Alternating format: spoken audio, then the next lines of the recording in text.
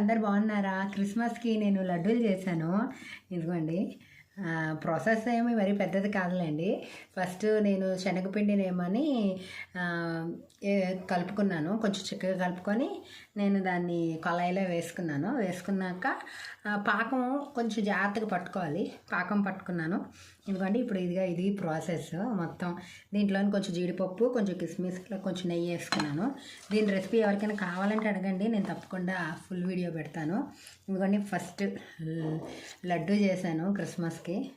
ఇంకా చాలా స్వీట్స్ అన్నీ వస్తుంటాయి. తప్పకుండా మా ఛానల్ని ఫాలో అవుతుండండి. Please like and subscribe my channel. ఇదిగోండి, మా సబ్స్క్రైబర్స్ అందరికీ క్రిస్మస్ లడ్డు.